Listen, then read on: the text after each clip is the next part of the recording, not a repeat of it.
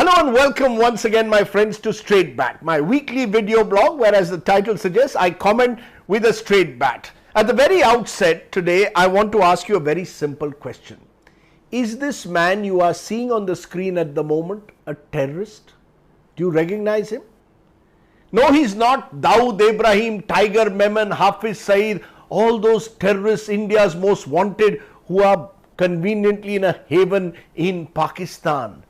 He's not even Mehul Choksi, the fugitive, or Mehul Bhai, or Nirav Modi, the jeweler, or Nirav Bhai, who've run away from the law and are living in Caribbean islands or escaped to London, even though till not too long ago they were dining on the high table as VVIPs. No, my friends, this individual doesn't enjoy the luxury of living in the Caribbean or getting the hospitality of the Pakistani ISI. But he's a terrorist who is lodged presently in Taloja jail near Pune, or he's accused of being a terrorist. His father, Stan Swami, an 84-year-old priest who is accused in the Bhima Koregaon case and was arrested under the Unlawful Activities Prevention Act, or UAPA, in October last year, and since then has been in jail, or since then till the last week, because in the last week Father Swami, who already suffers from Parkinson's, was tested and found to be COVID positive and has now been moved to the Holy Family Hospital for 2 weeks. That's right, all of 2 weeks. Now remember, the UAPA is a very tough law. Very difficult to get bail under it. The other accused in the Bhima Koregaon case include the likes of Sudha Bhardwaj, a leading activist, trade union lawyer and intellectual who has spent most of her life working among the tribals of Chhattisgarh. She could have enjoyed all the comforts of urban life. She had a wonderful education, had the world before her, chose instead to live and fight for the rights of tribals. She too is accused of being part of this grand plot of Bhima Koregaon. Let me tell you, the evidence in this case is very scanty. And it's not me saying that. There are now credible global reports that show that the computer files have been doctored and planted on the accused. I'm not going to go into the merits of the case because the matter is being heard by judges, and I do hope that the judges go into the merits of the Bhima Koregaon case. But I will speak for Father Stan, who this week was moved to a hospital after having spent the last several months in jail. As I said, he's 84 years old. He suffers from Parkinson's. He can barely move. He cannot even eat without help at the moment. Here is someone who last year had to wait for weeks in jail for a straw sipper. He wanted a straw sipper. The jail authorities refused it. It took almost a month. Think about the criminal justice system in this country. If you are a VVIP, if you are a politician or a high profile industrialist who suddenly gets arrested and finds himself or herself in jail, you'll probably the very next day be moved to a comfortable hospital bed, or instead be taken to a guest house in comfort.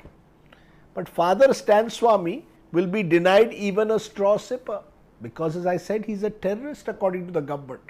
He's someone who's an enemy of the state according to the government. Why is Father Stan being treated in this manner? I'll tell you why. First, having spent a lifetime amongst the tribal communities where Father Stan Swami is working, particularly in Jharkhand, it is very easy, and it is the tragedy of today's political discourse, that the moment you work among the poorest of the poor in India's Adivasi communities, you get branded a Maoist. In fact, on primetime television, if you fight for the human rights of tribals, you are demonized as an urban Naxal. This is the name calling that takes place around us at the moment. And in that toxic discourse, Father Stan Swami, because he works among the tribals, gets branded a Maoist. Ideology surely isn't a crime. Father Stan, some say, is a leftist. He may be. I see him as a humanist, neither left nor right, working among the poor. Even the Jharkhand Chief Minister and government have lauded the work that Father Stan Swami has done in getting land rights for tribals. But no, for the government of India, he is a terrorist who must remain in jail under UAPA. Father Stan Swami also suffers from another form of terrifying demonization in today's India. He is a Catholic priest from the Jesuit order. Now, in the toxic, divisive universe of name calling that we live in, a Jesuit priest working among tribals is not just a Maoist.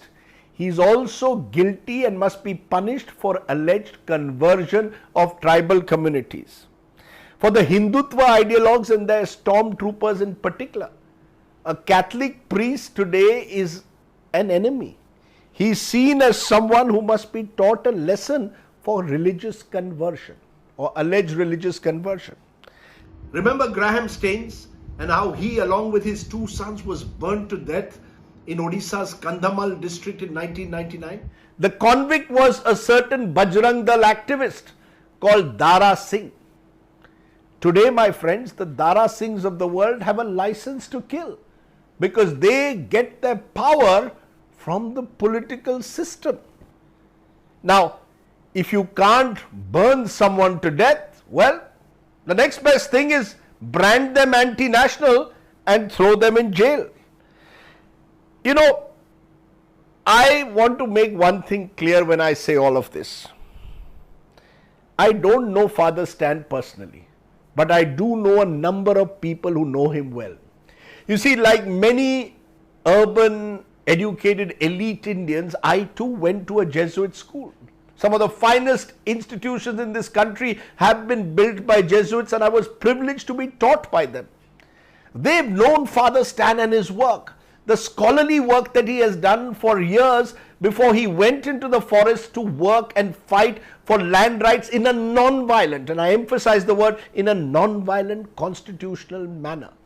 As one of them told me, Rajdeep, you will never meet a more soft-spoken man, someone who doesn't have a single violent bone in his body. Is someone like this going to be treated as a terrorist, they asked me.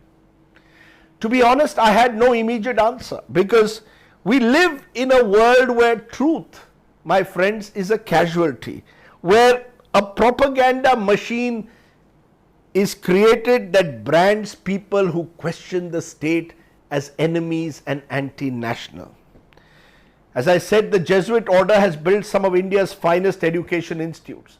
Some of India's finest citizens have come out of these schools. They include IPS officers. They include politicians, including ministers in the current government.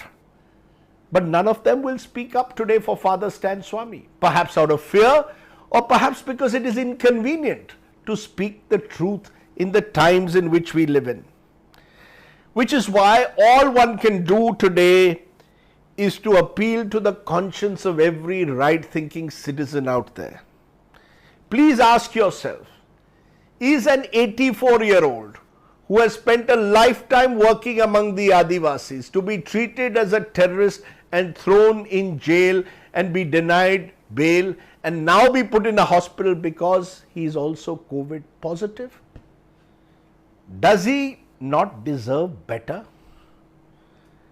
Truth is, my friends, and this is why Father Stan Swami's case is important.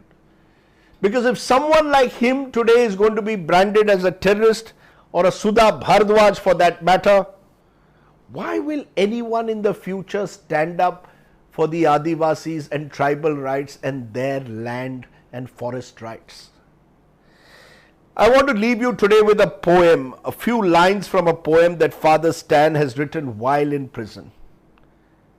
Light overpowering darkness, hope replacing despair, love winning over hate is the message of Jesus risen. But fight we will till the end, not so much just to save our skin, but to speak truth to power. Counting all the while, you all are with us, in mind and in heart. Amen. I want to leave you then with the thoughts of Father Stan Swami and ask the question I asked at the very outset. Is this man a terrorist? Think about it. That was the Straight Bat. And you can of course subscribe to my YouTube channel for many more such videos. For now, stay well, stay safe. Namaskar. Jai Hind.